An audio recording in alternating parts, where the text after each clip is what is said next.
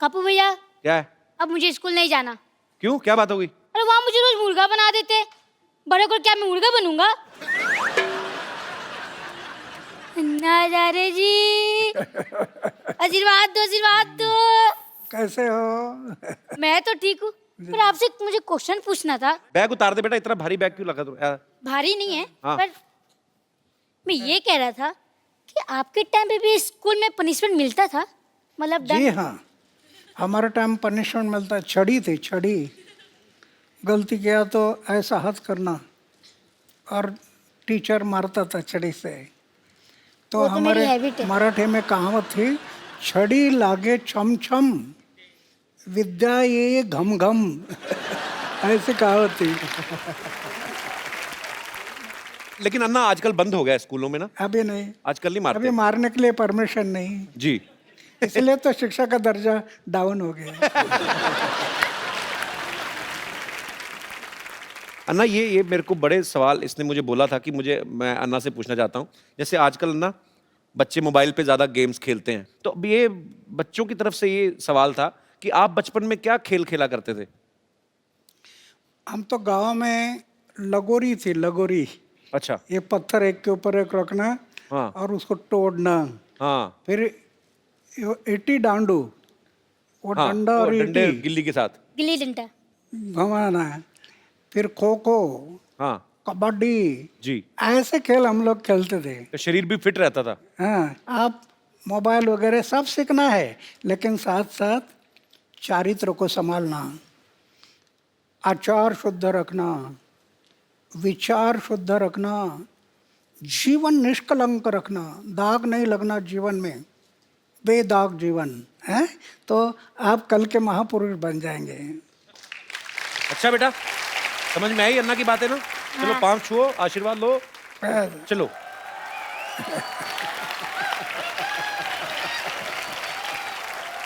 अन्ना यहाँ पे ना आपके चाहने वाले हैं, सब आपसे प्रेम करते हैं, यहाँ पे क्या पूरे देश में, पूरी दुनिया में है, लेकिन आपसे ये बातें करना चाहते हैं। तो जो भी अन्ना जी से बात करना चाहते हैं वो अपना हाथ खड़ा कर सकते हैं जी। Hello Sidhu sir. Hello. Hello Kapil sir. Hello. Hello Anna ji. Sir मुझे आपसे पूछना है कि टेक्नोलॉजी में आजकल इतनी एडवांसमेंट हो गई है, तो पॉलिटिशियन से लेके एक्टर से लेके आम आदमी तक सब ट्विटर फेसबुक सब जगह हैं। आप क्यों नहीं हैं ट्विटर पर या फेसबुक पर? आपको पता है वो जो आजकल फेसबुक आता है और ट्विटर पे आता है, हालांकि पंगे बड़े हैं ट्विटर के।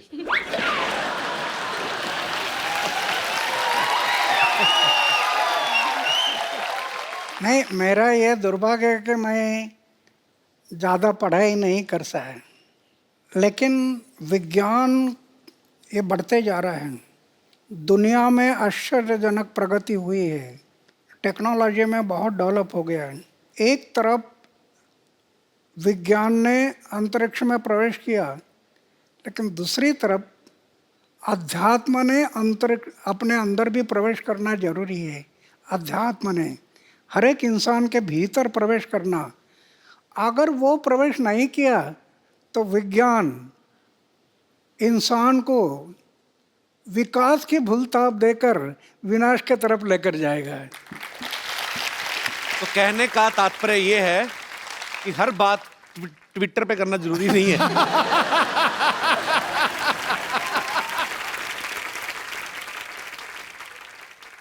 चलिए, बहुत बहुत शुक्रिया शो में आने के लिए। Thank you, ji, sir. और कोई मेरे दोस्त? जी भाई साहब। कपिल जी नमस्कार। नमस्कार सर, कैसे हैं आप? बिल्कुल बढ़िया। मैं बोकारो झारखंड से आया हूँ। क्या करते हैं आप? मैं विधायक हूँ बोकारो में, एमएलए हूँ मैं। अच्छा, एमएलए हैं, बहुत बहुत स्वागत है आपका। Thank you. अन्ना को मेरा प्रणाम है। और अभी आपने कहा अन्ना कि राजनीति से मैं दूर रहना चाहता हूँ, अगर मैं चुनाव लड़ूंगा तो मेरे जमानत जब्त हो जाएंगे। आपको या आपके जैसे विचार के लोगों को, अच्छे लोगों को राजनीति में आनी चाहिए। क्या यह समय की मांग नहीं है कि नौजवानों का आप आह्वान करें कि देश हित में भ्रष्टाचार रोकने के लिए, देश की एकता और अखंडता को मजबूत करने के लिए अच्छे नौजवान, राष्ट्र हित का सोच रखने वाले नौजवान आगे आए भारत माता की सेवा करने के लिए? नहीं, ये जरूरी है, मेरी ऐसी धारणा है। नवयुवकों ने राजनीति में जाना जरूरी है, ऐसे मुझे लगता है। क्या होता है, राजनीति में कई लोग जाते हैं सत्ता से पैसा, पैसा से सत्ता, सत्ता से पैसा, पैसा से सत्ता, इसके पीछे घूम रहे हैं। इससे देश के लिए उज्जवल भविष्य नहीं है। अभी तो हम देख रहे हैं जिसकी उम्र 70 साल 80 साल हो गई वो भी इलेक्शन से रुकता नहीं। जी। इंसान जब मर जाता है तो 4 लोग कंधे पर ले जाते हैं। आज राजनीति में बहुत लोगों को ऐसे लगता है कि स्मशान में जाते समय भी चेयर में बैठकर ही जाना चाहिए, उतने चेयर से टिकट। सेवा भाव नहीं रहा, वो बलिदान की याद नहीं। भगत सिंह, सुखदेव, राजगुरु जैसे लाखों लोगों ने कुर्बानी की और अंग्रेजों को कह रहे थे इस जन्म की क्या अगले जन्म की फांसी दे दो, हमारी तैयारी है। किस लिए? हमारी आज़ादी के लिए। उनको याद रखना है। थैंक यू अन्ना। बहुत बहुत शुक्रिया शो में आने के लिए सर। अब वक्त है आप सबको मैं उनसे मिलवाऊं जिन्होंने फिल्म अन्ना जो है डायरेक्ट की है और खुद उसमें अन्ना जी का किरदार भी निभा रहे हैं। आप सबकी जोरदार तालियों के बीच मिस्टर शशांक उदयपुरकर जी। तो शशांक जी ने इस फिल्म को डायरेक्ट भी किया है और खुद अन्ना जी का किरदार भी निभाया है। शशांक, आप उम्र में बहुत छोटे हैं, आपको मतलब कैसे आपके दिमाग में आया कि मैं ये किरदार निभाऊंगा या मुझे अन्ना जी के ऊपर फिल्म बनानी? आपका आइडिया था या मनिंदर जी का था? 2011 में पूरे देश की तरह मैं भी वो था जिसने अन्ना जी को रामलीला मैदान पर देखा। अच्छा। अन्ना जी को मैं बिकॉज मैं इंजीनियरिंग कॉलेज में पढ़ रहा था तो मैं हवा में उड़ रहा था। अच्छा। जिंदगी में फिल्में देखनी, कॉलेज घूमना। अचानक जब इनको देखा तो मैंने ये कहा कि इनको क्या हो गया, 74 साल का आदमी सरकार से पंगा ले रहा है, ये तो गए काम से। शाम को जिस मोमेंट मैंने ये सुना कि अन्ना जी ने जेल से रिहा होने से मना कर दिया है, मेरे लिए 360 डिग्री शॉक था। एक इंसान सरकार के साथ पंगा लेने जा रहा है, अगर गलती से पुलिस का कोई लेटर भी आ जाए तो आदमी की हालत खराब हो जाती है। अन्ना जी कहते हैं कि ना मैं जेल से निकलूंगा और मैं यहीं अनशन शुरू करूंगा। मैं समझ गया था ये बिरला व्यक्तित्व है और ये जो चाहे वो कर सकते हैं।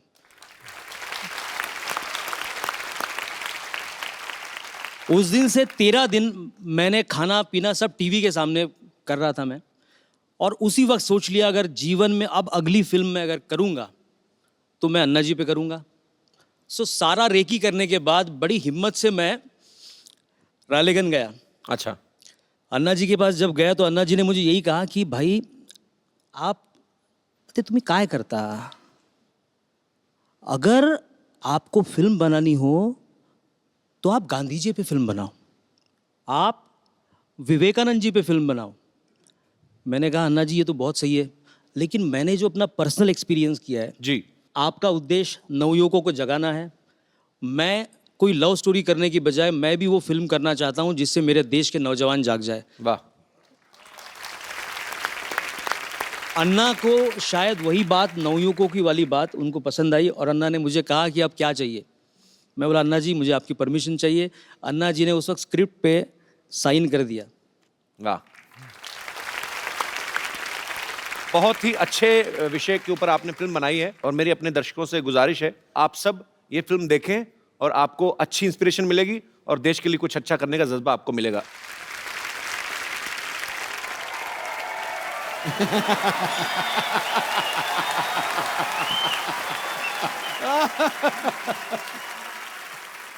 हमारा मांगे पूरी करो, हमारे मांगे पूरी भरो।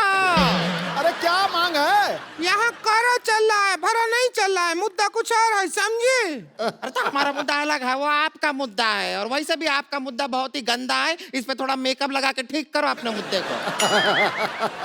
फालतू बात नहीं करो, मुद्दा वही रहेगा मांग पूरी करने का। तुम्हारा भैया हमारा मांग पूरी नहीं करता है। अरे तो कैसे करेंगे? इनके मांग पूरी करते करते हमारे भैया खुद मांगने पे आ गए हैं। परसों के दिन पे लिपस्टिक खरीदने के लिए इनके लिए लिपस्टिक खरीदे, अपना बनियान बेचना पड़ा उन्हें। झूठ बोल रही है, तुम्हारे भैया तो बनियान पहनते ही नहीं है। अरे तो बेच दिए हैं तो कहाँ से पहनेंगे? चल अभी बनियान छोड़, अन्ना जी बैठे हैं वहाँ, उनका आशीर्वाद ले ले। चल आजा। अन्ना जी नमस्ते। रिंकू टिंकू देवी, हमें संतोष संतोष कहते हैं संतोष। ननद हमारी। चल अभी अनशन पे बैठते हैं। चलिए अभी बैठ तुम जाइए। लोग अनशन कर क्यों रहे हो? क्या चाहिए तुम लोगों को? हमको सलमान खान चाहिए, दिला दो। क्या बात कर रहा है? ये तो हो गई इस साल की सबसे फालतू बकवास। हाँ। आगे बताओ। तो अन्ना जी बहुत परेशान हैं। जो हमारे मर्द हैं, इनके जो भैया हैं, हमको बिल्कुल प्यार नहीं करते। ऐसा क्या हम में कमी है जो हमको प्यार नहीं करते? अन्ना जी, इसके मुंह में करप्शन है। अब ध्यान से देखिए, है किसी और का, लगता किसी और का है। तो भगवान ने तुम्हारा खराब करके भेजा काम, तो क्या करें? नहीं यकीन, सिद्धू भाई से पूछ लो। नहीं ना, उनसे पूछने का जरूरत नहीं है, वो तो कोहली का बैटिंग में भी कमी निकाल देते हैं। हमारे मर्द हमको बिल्कुल प्यार नहीं करते। ना तो हमारी तरफ देखते हैं, ना हमारी बात सुनते हैं। ना उसका एक रीजन है, भैया का कहना है कि वो ना बुरा देखेंगे, ना बुरा सुनेंगे और ना बुरा बोलेंगे, लेकिन ये है कुछ ना कुछ इधर उधर से मैनेज करके बुरा बुरा उन्हें सुनाती रहती हैं। हम क्यों ना बुरा सुनाए, आप खुद बताइए। हमको कहते हैं कि घूंघट ओढ़े बिना घर के बाहर नहीं जाना। तो वो तो समाज के भले के लिए कहते हैं ना। आपकी शक्ल देख के स्कूल के बच्चे भी तो डर जाते हैं।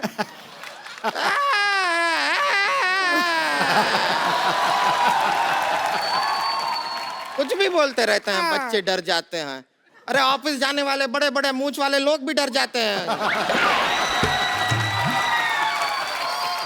तुम्हारे भैया तो नहीं डरते हैं मुझसे। तो उनकी मूंछ भी किधर है? पहले मूंछ हुआ करती थी, पैसा का जरूरत पड़ा तो लाला ने कहा कि मूंछ रख दो, पैसा ले जाओ, तो मूंछ उतार दिया। अच्छा चलिए छोड़िए, बहुत ज्यादा छीछा लेदर हो गया है। अभी आप अपना अनशन जो है वो तोड़ दीजिए। चलिए कोई सिर इधर लाते, सिर पे तोड़ती हूँ। अरे नहीं, अरे ऐसे थोड़ी अनशन तोड़ते। ए लीजिए, आपके लिए लेकर आए हैं, ये पी के अनशन तोड़ अभी दीजिए। शुरू नहीं हुआ तोड़ भी दिया। इतना ही होता है लंबा, इससे लंबा अनशन हमसे। ये तो नारियल का तेल है। अरे हम नारियल का पानी ही ला रहे थे, वो नारियल थोड़ा ज्यादा दब गया हमसे, तो तेल निकल आया। चलो कोई बात नहीं, पानी से तो महंगा ही होता है तेल। अच्छा है, अच्छा। वैसे छोटी छोटी बात पे लड़ती हैं, आज इतनी लड़ाई नहीं कर रहे तुम लोग। बड़ा मैं हैरान हूं। आज अन्ना जी आए हुए हैं, हम यहाँ पर लड़ाई नहीं करेंगे, बिल्कुल नहीं नहीं करेंगे। अच्छा। आज के पूरा एपिसोड के एंड तक बिल्कुल लड़ाई नहीं करेंगे। आज वैसे भी 2 अक्टूबर है, तो आपके लिए कुछ प्रस्तुति करें। मैं अपने दर्शकों को बताना चाहता हूं कि मनिंदर जैन जी प्रख्यात म्यूजिक डायरेक्टर रविंदर जैन जी, ये उनके छोटे भाई हैं। धन्यवाद, बहुत बहुत धन्यवाद। तो मनिंदर जी, शशांक आपसे मिले थे आपके ये आइडिया लेकर? शशांक मुझको मिला, पहली मुलाकात में मैंने हाँ कर दी। लकीली उस समय मेरे बड़े भाई रविंद्र जैन जी मेरे साथ में थे जी। उन्होंने भी सुना और उन्होंने तुरंत उसी समय 2 लाइन गाई थी, कोई तो है जो देश की चिंता करता है। उसी समय उन्होंने बोला था और मुझसे कहा था कि जाओ तुम इस फिल्म को जरूर बनाओ। वो मेरी इसकी शुरुआत थी। इस फिल्म में अन्ना जी जब 9 साल के थे तब इनकी माँ ने सिखाया, संस्कार दिए। इसके बाद मिलिट्री में रहे। तो ये जो एक 9 साल के बच्चे से लेकर के 79 ईयर्स तक का जो सफ़र है वो हमने किस तरह से दिखाया है, अगर आप इसको देखेंगे तो आप ताज्जुब कर जाएंगे। मेरा मन है कि इस फिल्म को देख करके अगर हमारे देश में कुछ और अन्ना, कुछ और गांधी जी पैदा हो जाएं तो मेरा बनाना सफल हो जाएगा। कपिल जी, जी सर। बहुत बड़ी कॉज में आप हमारे सहभागी बने हैं सर, इसी के लिए मेरा मन है कि मैं आपको कुछ भेंट करूं। जी प्लीज। अगर आप कहें तो मैं ऊपर आऊं। जी जी प्लीज। Thank you.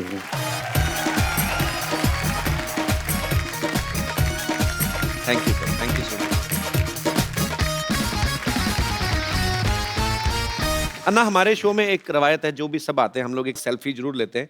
आप सबके साथ भी एक।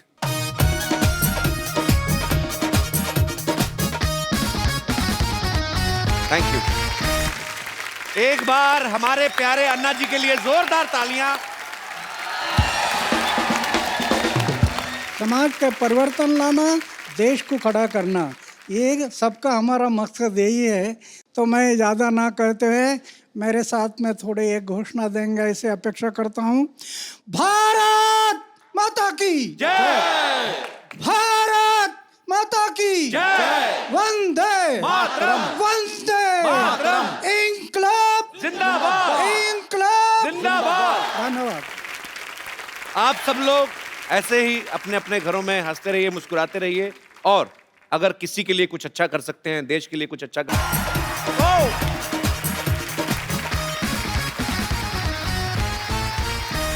Good evening and welcome to the Kapil Sharma show. पाजी, आज महात्मा गांधी जी का जन्म दिवस, आज के दिन नेशनल हॉलिडे होता है, हर इंसान को छुट्टी मिलती है, लेकिन सही मायनों में देश को छुट्टी मिलनी चाहिए आतंक से, क्राइम से, बेरोजगारी से, और तभी ये सही मायनों में एक सच्ची श्रद्धांजलि होगी बापू गांधी को। पहले हम अज्ञानता के गुलाम हुआ करते थे, आजकल टेक्नोलॉजी के होंगे बाजी। आप देख लो, पहले जो आदमी पढ़ा लिखा नहीं होता था, हर जगह अंगूठा चलाता था। हाँ। अब टेक्नोलॉजी इतनी बढ़ गई है कि अंगूठा दोबारा वापस आ गया है। आप किसी ऑफिस जाओ, कॉर्पोरेट ऑफिस में जाओ, आप अंगूठा दिखा के एंट्री होती है। हाँ। वीजा लगवाने जाओ, अंगूठा लेते हैं। हाँ। हर जगह अंगूठा चलता है। पहले आप देख लो, अंगूठा किसी को दिखाते थे तो लगता था ठेंगा दिखा रहा है। आजकल लाइक का सिंबल हो गया ये कि आई लाइक इट। देख लो, आप खुद देख लो। एक जमाने में पाजी एक गुरु ने अपने शिष्य से अंगूठा मांग लिया था, उसने दे भी दिया था। आज कोई गुरु मांग के देख ले, शिष्य कहेगा भाई 4 वाली चाहिए, 4 उंगलियां ले लो, अंगूठा नहीं मेरे को देना, क्योंकि अंगूठे के बिना काम ही रुक जाएगा पाजी। सारा व्हाट्सएप और आजकल की दुनिया में टेक्नोलॉजी जो है इतनी हावी हो गई है, मोबाइल फोन्स, आदमी का मुंह सर ऐसे झुका रहता है बाजी। लोगों को लगता है कि बेचारा संस्कारी है। आजकल बिना अंगूठे के कोई काम हो ही नहीं सकता। पहले आदमी बाथरूम जाता था, 5 मिनट में काम खत्म किया, बाहर। अभी आदमी मोबाइल लेके जाता है, 1-1 घंटा लगा रहता है, सारी ईमेल पढ़ेगा, जवाब देगा, मतलब पेट और इनबॉक्स साथ में खाली करके आता है। तो अगर वो साथ में चार्जर लेके गया तो समझो शो 3 घंटे चलेगा। अच्छा, कई आदमी अंदर फोन भी रिसीव करते हैं, हेलो, अच्छा बाथरूम में आती है एको, तो सामने वाला भी समझ लेता है, वो कहता है आप पहले कर लो फिर बात करते चलो। यार। अच्छा, पहले लोग फेस टू फेस बात करते थे, आजकल घर में आप देख लो, परिवार के आपस में जो मेंबर है वो मोबाइल पे बात कर रहे हैं। जिनके घर पे एक बच्चा है, जिनको प्राइवेसी नहीं मिलती, तो बाप बाहर ड्राइंग रूम में बैठा है, माँ बच्चे को सुलाने गई है, बाहर से मैसेज करता है, मुन्ना सो गया तो आऊं? अंदर से रिप्लाई आता है, आ जाओ, मम्मी सो गई है, मैं मोबाइल पे खेल रहा हूं। रंग में बांग। आजकल देख लो, जो काम करने जो भाइयां आती है वो भी बड़ा मोबाइल फ्रेंडली हो गई हैं। एक किसी मेम साहब ने पूछा है, तो कल काम पे क्यों नहीं आई? ये साहब, मैंने ना कल साहब का स्टेटस पढ़ा था फेसबुक पे, लिखा था इट्स रेनिंग फीलिंग रोमांटिक, तो मैंने सोचा काहे को डिस्टर्ब करने का। मतलब कुछ भी हो रहा है। आजकल तो लोग मोबाइल से पैसे भी ट्रांसफर कर देते बाजी। पहले के जमाने में अगर कहीं किसी को पैसे लेके जाना होता था, आदमी की जान सुखी होती थी। और अगर एक शहर से दूसरे शहर जाना है तो मरा होता था अंदर से वो, कि यार कैसे लेके जाऊंगा।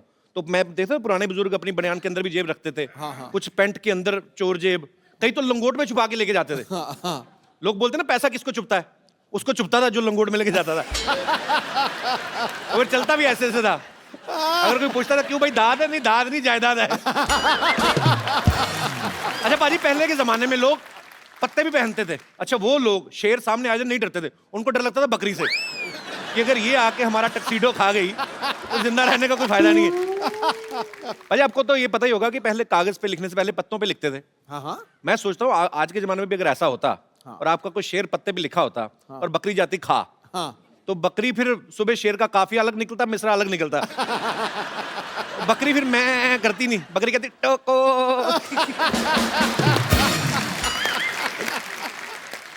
अच्छा, आजकल तो लड़का लड़की एक दूसरे को जानते नहीं, फेसबुक पे सीधा फ्रेंड रिक्वेस्ट भेज देते हैं। पहले के जमाने में जवान लड़कों को अगर कोई लड़की पसंद आती थी शादियों में, तो पहले किसी बच्चे को पटाते थे, उसको चॉकलेट देते थे, फिर उसके हाथ में मैसेज भेजते थे। ये दिनेश है ना, इसने सेम फॉर्मूला जमाया, इसने एक बच्चे को चॉकलेट खिलाई, बच्चे ने चॉकलेट खाली, चिट्ठी फाड़ती, करे तेरे से नहीं पटेगी।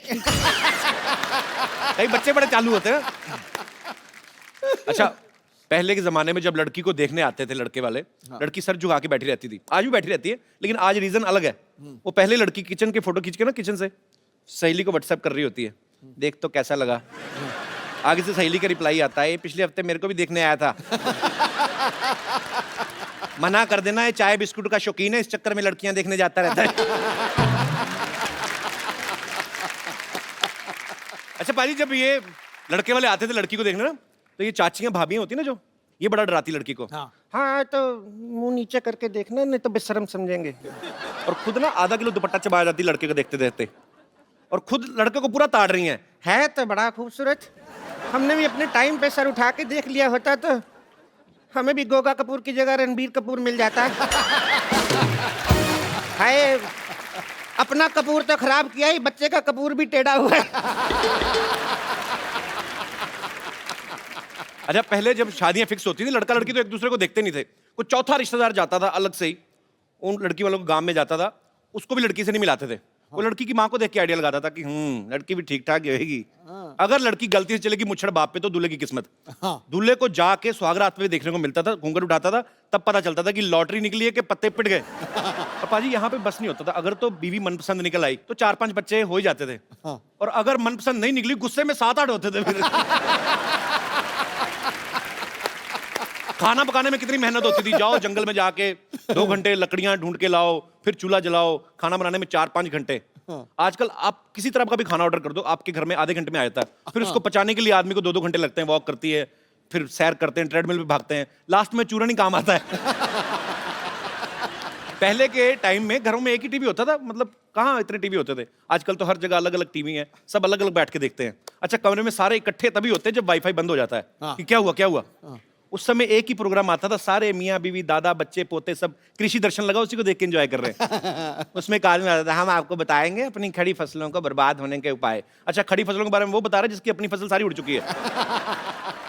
तो मतलब जब बच्चा होता था दादा कहता था, भाई ना तो मेरे पे गया ना तेरे पे, बच्चा ये जवार के बूटे जैसा क्यों है? तो कहता पापा जी सारा दिन बहू कृषि दर्शन देखेगी तो बच्चा जवार के बूटे जैसा ही होगा। पर एक बात है, ऐसी बात नहीं है कि टेक्नोलॉजी के फायदे नहीं है, नुकसान भी हैं कुछ। पर मैं आप सब लोगों की राय जानना चाहता हूं, आपको क्या लगता है कि टेक्नोलॉजी के क्या क्या फायदे और क्या क्या नुकसान है? कोई मेरा भाई बंधु विशेष टिप्पणी करना चाहता हो। आप बड़ी खूबसूरत बन के आई मैम, शादी से आ रही हैं कहीं कि जा रही हैं कहीं? अच्छा, बहुत प्यारी लग रही हैं आप, बहुत शुक्रिया आपका शो में आने के लिए। जी सर, जी आप। कपिल जी नमस्कार। नमस्कार सर, कैसे हैं आप? मैं बढ़िया हूँ, thank you so much. Technology के मेरे हिसाब से तो बहुत सारे फायदे हैं, और मेरे से ज़्यादा ये फायदे कौन जान सकेगा। मैं एक साइंटिस्ट हूँ। अच्छा, हाँ। क्या बात है, कहाँ से हैं सर आप? मैं national dairy research institute Karnal, आपने अगर सुना होगा, वहाँ पे अच्छा मैं जी। प्रिंसिपल साइंटिस्ट हूँ। अच्छा, हम लोग रिसर्च करते हैं गाय के ऊपर, भैंस के ऊपर, इनके गाय के दूध, ऊपर क्या रिसर्च करते हैं? हम उनके दूध वगैरह के ऊपर रिसर्च करते हैं। रिसर्च क्या करना, पी लो? मतलब मैं समझा नहीं, मतलब क्या रिसर्च करते हैं आप? एक तो बहुत ही कॉमन तरीका है जो कई सालों से होता है, क्रॉस ब्रीडिंग करते हैं हम लोग। अच्छा जी। अंग्रेजी गाय को देसी गाय से हम क्रॉस ब्रीड करते हैं। अच्छा जी। और जो उनके बच्चे पैदा होते हैं वो अच्छी नस्ल तो के फिर होते उनका हैं। पासपोर्ट कहाँ का होता है?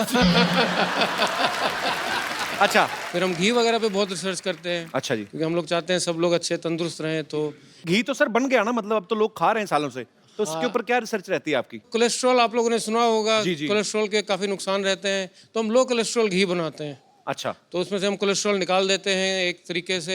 अगर ऐसा पॉसिबल है जैसे गाय को रोज ट्रेडमिल पे दौड़ाओ तो वही कोलेस्ट्रॉल कम वाला घी दे, ऐसा होता है? मतलब ऐसे पूछ रहा हूँ, साइंटिस्ट आप हैं, मुझे आइडिया नहीं। पर सीरियसली अगर देखो पाजी, आप आदमी लेके अपनी गाय को सुबह लेके भागे तो उसके दूध में फैट हो ही ना, कितना हो नहीं सकता सर ऐसे पॉसिबल? हाँ जी, हो थोड़ा बहुत तो खैर, उसको गाय अगर वर्जिश करेगी तो फैट उसका थोड़ा। तो गाय को जिम ज्वाइन कराएं पहले। कहने का मतलब कि टेक्नोलॉजी का फायदा तो है जी, टेक्नोलॉजी अगर का सही बहुत- तरीके में यूज की जाए। मेरी तो दाल रोटी चलती है टेक्नोलॉजी। नहीं नहीं, बहुत अच्छी बात है सर, आपकी दाल रोटी चलती रहे और बहुत अच्छी चले। Thank you so much. घी डाल के खाया करें आप। Thank you so much. बहुत बहुत Thank शुक्रिया सर शो में आने के लिए, धन्यवाद। और कोई मेरे दोस्त इस मुद्दे पे विशेष टिप्पणी करना चाहते हो? जी मैडम। Hello sir, hello. मैं अमृतसर से आई हूँ। अरे वाह, हमारे शहर से बहुत बहुत स्वागत है आपका। कहाँ पे रहती है अमृतसर में? अमृतसर में सिटी साइड नमक मंडी। नमक मंडी को नमक मंडी क्यों कहते हैं वैसे? नमक तो वहाँ मिलता नहीं नमक उधर से। ज़्यादा अच्छा मिलता है इसलिए। किसने बोला? मैं भी इतने साल रहा हूँ, मुझे तो नहीं कभी नजर आया। हमारे तरफ आइए, हम आपको लेके देंगे। और एक लकड़ मंडी भी है, वहाँ पे कोई लकड़ी का कुछ हुआ ही नहीं, ऐसे ही लकड़ मंडी। जी, तो आप क्या विशेष टिप्पणी करना चाहेंगी? एडवांटेजेस हैं उसके टेक्नोलॉजी के, पर बहुत सारे डिसएडवांटेजेस भी हैं। आजकल बच्चे बहुत ज़्यादा उस पर फोकस करने लग पड़े हैं। जी, जी। हम लोग उनको कहते हैं कि भाई चलो अपना होमवर्क मिला है, कुछ सर्च कर लो उसके ऊपर, जी। तो वो पढ़ाई के छोड़ के कोई डोरेमोन ढूंढ रहा होता है, कोई अपना कुछ ढूंढ रहा होता है। तो जी, इसके जी। बहुत साइड इफेक्ट्स हो रहे हैं बच्चों के ऊपर। ये तो है, सच्ची बात। आजकल ग्राउंड वो होती नहीं जो गेम जो पहले जब कोई खेलते थे इंडोर मिट्टी में। हाँ, कोई हम नहीं बच्चे रही। मिट्टी में मिट्टी हुए पड़ते थे, 15-15 बच्चे। माएँ पहले 15 बच्चों को नहलाती थी, फिर अपना पहचान के लेके आती थी। वो सिस्टम ही खत्म हो गया है एक्चुअली। मेरा 1.5 साल का बेटा है, वो हर टाइम मोबाइल पे स्टिक रहता है। 1.5 साल का? हाँ। पर चलो बच्चा मोबाइल पे बिजी रहेगा तभी तो उसका भाई बहन कोई आएगा। और ये बिल्कुल सही पॉइंट उठाया मैडम ने कि एक्चुअली ये माँ बाप के हाथों में है। आप अपने बच्चों को थोड़ा टेक्नोलॉजी से दूर रखें, थोड़ा बचपन एंजॉय करने दें, उसके बाद जब बड़े हो जाएंगे अपने आप सीख जाएंगे। चलिए बहुत बहुत शुक्रिया मैम आपका शो में आने के लिए, थैंक यू। और कोई मेरे दोस्त? जी भाई साहब। मेरा नाम प्रकाश है और मैं स्पेशली कुवैत से आपके शो देखने के लिए यहाँ आया हूँ। क्या बात है, बहुत बहुत स्वागत है सर आपका। एक्चुअली कपिल जी, मैं ये आपसे कहना चाह रहा था कि टेक्नोलॉजी से नुकसान ही है, फ़ायदे तो नहीं है। और इसमें ऐसा है कि जो लोग अपने आप को बहुत होशियार समझते हैं, शातिर समझते हैं, क्लेवर समझते हैं, वो अभी क्लेवरनेस और वो शातिरपना अभी रहा नहीं है कपिल जी। उसका मुझे मेरे साथ एक वाकया हुआ है, उसका मैं आपसे शेयर करना चाहता हूँ। मेरा वाकया, एक दिन मैं अपनी कॉलीग फ्रेंड के साथ दुबई मॉल में परचेसिंग कर रहा था। कुछ चीज़ मुझे अपनी वाइफ के लिए भी पसंद आ गई। तो किसके साथ शॉपिंग कर रहे थे? अपनी फ्रेंड के साथ, जो वाइफ को नहीं बताया। Just friend? जी जी जी जी सर। हाँ। और कुछ चीज़ मुझे अपनी वाइफ के लिए पसंद आई। अच्छा। मैंने परचेस की, मतलब व्हाट्सएप पे उसका फ़ोटो खींचा, वाइफ को भेजा। मैंने देखो आपको अगर पसंद आती है तो मैं ले आऊँ आपके लिए, ये 2-3 चीज़ें हैं। तो वाइफ ने कहा ठीक है ये वाली मेरे लिए पसंद है, ले आओ। लेकिन उसने वो टैग पढ़ा, उस दुकान का नाम देखा और उसने इमीडिएटली ऑनलाइन कैमरा आजकल हर का अवेलेबल है ही सही जी, और उसने घर बैठ के देखा कि मैं किसके साथ हूँ, कहाँ हूँ, कैसे हूँ। और जब मैं घर वापस आया उसने पूछा आप किसके साथ थे? मैंने कहा मैं तो किसी के साथ नहीं था, मैं तो अकेला था। बोला ये आपका वीडियो है, ये देखो आप इसके साथ थे। तो ये टेक्नोलॉजी का आपको पर्सनली नुकसान हुआ ना? नहीं, हर शातिर इंसान को, पर्सनली नहीं, हर शातिर इंसान को जो समझता है कि मैं होशियार हूँ या मैं शातिर हूँ या मैं क्लेवर हूँ, उसे नुकसान ही है। नहीं, बीवियों से ज़्यादा शातिर नहीं हो सकते आप। ये तो, पर ये आपकी हिम्मत की मैं दाद देता हूँ। फ्रेंड के साथ गए, महिला मित्र के साथ, उसके सामने बीवी के लिए गिफ्ट ले रहे हैं, तो फिर दोनों जगह रहे ना। जो आदमी ना हर तरह की डिश खाना चाहता है ना, वो भूखा ही मरता है। शुक्रिया शो में आने के लिए। Thank you. जी, और कोई हमारे दोस्त? जी भाई साहब। नमस्कार कपिल जी। नमस्कार जी, कैसे हैं आप? मुझे ये टेक्नोलॉजी से बहुत चिढ़ है सर। चिढ़ है? हाँ, व्हाट्सएप एंड फेसबुक से। अच्छा। मैं एक वाक्य सुनाना चाहता हूँ मेरा। जी प्लीज। 15 साल पहले मेरी शादी हुई थी। अच्छा जी। तभी ये फेसबुक और व्हाट्सएप कुछ नहीं था। अच्छा। तो जब रिश्ते आते थे तो मम्मी पापा के पास आते थे, तो उनको उनके मम्मी पापा अच्छे लगते थे तो रिश्ते आगे बढ़ते थे। राइट। तो 2-3 रिश्ते तो ऐसे ही उड़ गए। अच्छा। अभी मैं शादी लायक था, एक रिश्ता आया, मम्मी पापा को तो पसंद आया। अच्छा। कि चलो इनके मम्मी पापा अच्छे हैं। उन्होंने लड़की देखी, लड़की देखने के बाद मुझे बताया कि रिश्ता आया है। अच्छा। तो मैंने सोचा कि चलो अभी मुझे भी देखने जाना रहेगा। अच्छा। तो मैं देखने गया तो लड़की ने थोड़े नखरे किए और 2 मिनट ही देखने को मिला। अभी उसमें कैसे पसंद करे? 2 मिनट में तो 3 घंटे भी देखोगे, लड़की तो वही रहेगी ना, बदलेगी लड़की तो वही रहती है, मगर 2 मिनट में देखने में कैसे पसंद करेंगे? टेक्नोलॉजी का इसमें क्या लेना देना हुआ? सर आजकल फेसबुक हो गया है। हाँ। अगर लड़की का नाम आया फेसबुक पे, मैंने डाला हेतल, तो 10 हेतल आ जाएगी, उसमें से मैं चॉइस कर सकता हूँ कौन सी हेतल है। तो अगर आपको इस बात से चिढ़ है कि आपके टाइम पे वो क्यों हाँ नहीं जी था? सर, अगर 15 साल पहले ये आ गई रहती तो मैं सबसे पहले घर में देख लेता और मम्मी पापा को बोल देता मुझे ये हेतल पसंद है। अभी जिनसे शादी की वो पसंद है आपको? मेरे नसीब अच्छा था कि मुझे जो पसंद थी उसके साथ ही लड़की, उसके साथ ही शादी हो गई। नहीं, आपको बोलना पड़ रहा है ऐसा कि सच्ची में ऐसा नहीं है? नहीं सर, सच्ची में सच्ची में। अच्छा। Yes sir. तो उनको साथ नहीं लाए? नहीं, साथ में आई है मेरी वाइफ, अच्छा, साथ कैसे में आप? ही है। बहुत बढ़िया। चलिए, बहुत अच्छा लगा देख तो के आप उसके साथ लिए में। मुझे बहुत चिढ़ है। पर नहीं, अभी देखिए आपको तो अच्छी बीवी मिल गई ना। बीवी तो अच्छी मिल गई, पसंद की है। Yes sir. तो अभी चिढ़ क्यों? छोड़ो ना। मगर सर फेसबुक रहता तो और भी चॉइस मिलती ना सर। आप सुन रही हैं?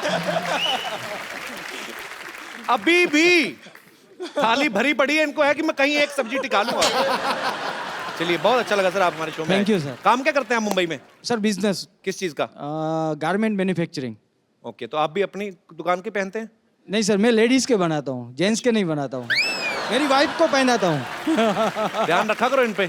आपने लेडीज के कपड़े क्यों चुने, जेंट्स के क्यों नहीं चुने आपने? सर उसका You racist? एक कारण है। यस सर, उसका एक रीजन है जी। मैं आपको बताता हूँ कि जब शादी हो जाती है तो आदमी सबसे पहले अपनी बीवी के लिए ही कपड़े खरीदेगा जी, बाद में अपने बच्चे के लिए, और कुछ बचेगा अपने पास तो अपने लिए खरीदेगा। तो बीवी लेडीज के कपड़े में कमाई ज्यादा होती है ना सर। पॉइंट है आदमी की बात में। चलिए, बहुत बहुत शुक्रिया आपका शो में आने के लिए। Thank you sir. मेरे पास एक बड़ा खूबसूरत सा गिफ्ट है भाई साहब के लिए। भाई साहब, आपको बड़ी प्रॉब्लम है, उस समय में ये नहीं होता था, वो नहीं होता था। मैं आपको एक फ़ोन दे रहा हूँ, बड़ा खूबसूरत मोबाइल है, इसमें सब कुछ है। अपनी बीवी को छोड़ के जिसको मैसेज करना करिए। बहुत बहुत शुक्रिया sir, thank you so much, thank you, congratulation. पाजी आज मुझे ना बहुत संभल के और बड़ा सतर्क रह के बोलना पड़ेगा। अरे भाई फिर कॉमेडी कैसे होगी? कॉमेडी भले ही कम हो जाए पाजी, लेकिन थोड़ा सा मजाक गलत हो गया ना, मैटर सीरियस हो जाएगा। ओ तो सुन, तू सच बोलियो। जी। जब भी द्वंद्व हो सीधा चलो, सच के रास्ते पे चलो, नैतिकता से कोई समझौता मत करो, कोई पीठ नहीं लगा सकता। क्या बात है। तो आज हमारे मोहल्ले में वो महान शख्सियत आ रही हैं जिन्होंने हिंदुस्तान को एक नई दिशा दी और देश के हित में हमेशा ही अपनी आवाज उठाई। सच की लड़ाई के लिए इन्होंने बहुत आंदोलन किए, धरने किए। ये बहुत ही बड़े समाज सेवक हैं। तो आप सबकी जोरदार तालियों के बीच में इनवाइट करना चाहूंगा हम सबके प्यारे अन्ना हजारे। अन्ना, आपका हमारे शो पे बहुत बहुत स्वागत है। आज मुझे अपने आप पे गर्व हो रहा है कि मैं अन्ना के साथ खड़ा हूं। अन्ना, आप आइए, यहाँ पे विराजमान हो जाइए। नहीं नहीं, रोक यार, रोक। देखो लोग यहाँ पे आते हैं, आज मेरा वहां जाने का दिन। आज पूरी दुनिया में ईंट का जवाब पत्थर से देने के लिए लोग तैयार बैठे हुए हैं। ऐसे में अहिंसा को हथियार बना के सत्य के मार्ग पर चलने वाले लोग बहुत कम है दुनिया में। अन्ना, हमें आप पे बहुत गर्व है। अच्छा, मैंने जो अन्ना को देखा है, जितना समझा है, मुझे ये विश्वास हो गया कि सच में बहुत बड़ी ताकत होती है। एग्जाम्पल आपके सामने है। पाजी, मैं तो कहता हूं थोड़ी देर के लिए आप भी अन्ना के पास आके बैठ जाओ। आप यकीन नहीं करेंगे, इनके बगल में बैठने वाले सीएम भी बन जाते हैं।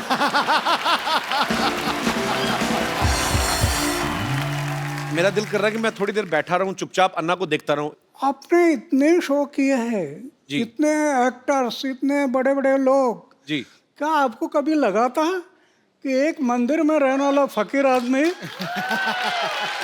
उसके साथ भी आप शो करेंगे? मैंने अन्ना, बहुत बहुत धन्यवाद आपका, आप आए। अन्ना, एक बात बताइए, आपको करोड़ों लोग फॉलो करते हैं, आप खुद क्यों नहीं पॉलिटिक्स में आते? मैं अगर पॉलिटिक्स में गया जी और इलेक्शन के लिए खड़ा हो गया जी, तो मेरा डिपॉजिट भी जब्त हो जाएगा। क्यों? जी, हमारे देश का वोटर जागरूक नहीं है जी। वो 500 रुपए के नोट देखने से भी भूल जाता है। क्या बात है। गुंडा है, भ्रष्ट है, व्यभिचारी है, 500 रुपए के नोट दिखाई दिया उसको वोट दे देता है जी। इसलिए जागरूक मतदार ये लोकशाही का आधार है। जो मतदार अगर देश का जागरूक हो गया तो ये देश आगे बढ़ने में समय नहीं लगेगा। अरे वाह यार वाह। बाजी, मैं बहुत प्यार करता हूं अन्ना से और मेरे दिल में बहुत सम्मान है इनके लिए। हमारे देश में इतने बड़े बड़े आंदोलन हुए हैं जो अन्ना की वजह से हुए हैं। अन्ना के साथ करोड़ों लोगों का हमेशा साथ रहता है। मुझे आज सच में यकीन नहीं हो रहा कि अन्ना हमारे शो पे आए हैं। एक्चुअली अन्ना का पूरा नाम जो है वो किशन बाबूराव हजारे है। तो अन्ना नाम आपको किसने दिया? परिवार में सबसे बड़ा भाई है, उसको बोलते हैं अन्ना। ओके। तो हम 4 भाई, उसमें सबसे बड़ा मैं था। ओके। तो घर के लोग कहने लगे अन्ना, ओके। फिर पड़ोस के लोग कहने लगे अन्ना, अच्छा। फिर गांव कहने लगा अन्ना, और अभी देश कह रहा अन्ना।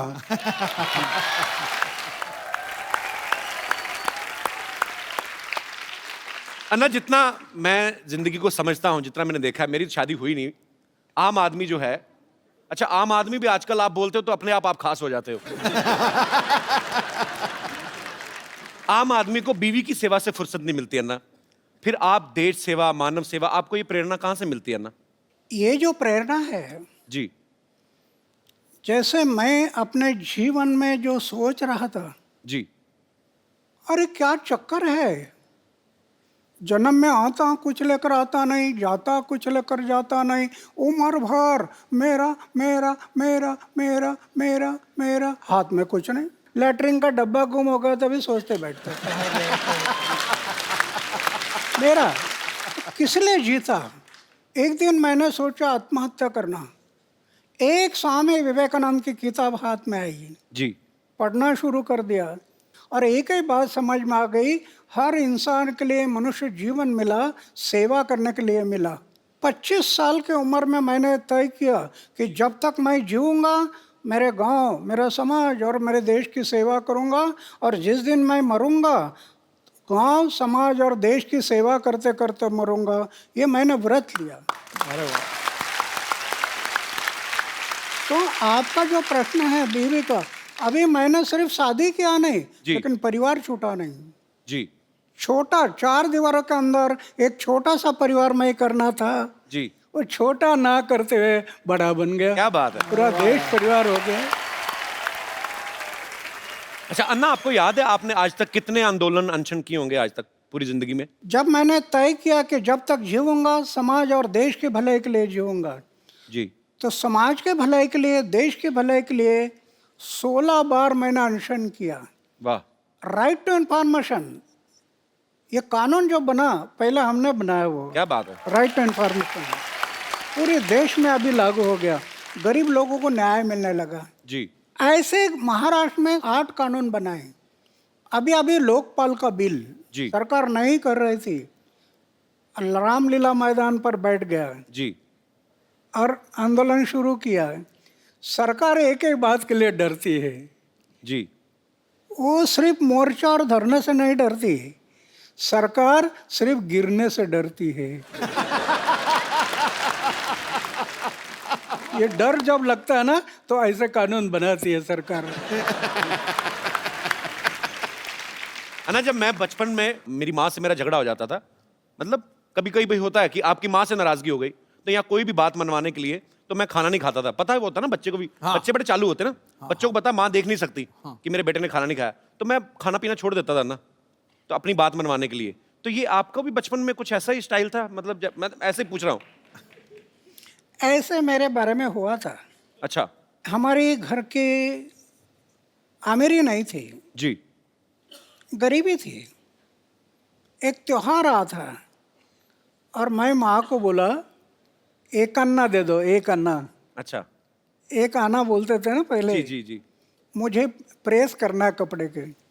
माँ बोले, अरे कपड़े को प्रेस क्या करता, मन को प्रेस करना चाहिए, कपड़ा तो क्या है, ये मैला हो जाता है, मन को दाग मत लगने दे, मन को तजला रखना। तो मैं थोड़ा गुस्सा हो गया। अच्छा। तो माँ ने मुझे चाटा लगा दिया। मैं दौड़ गया घर से। तो माँ डर गई, ये कहीं कुआं हुआ में तो नहीं जाएगा। फिर खोज करना शुरू कर दी, इधर खोजो उधर खोजो उधर खोजो, नहीं मिल रहा। फिर मेरा घर था जी, उसके ऊपर एक ढाबा था।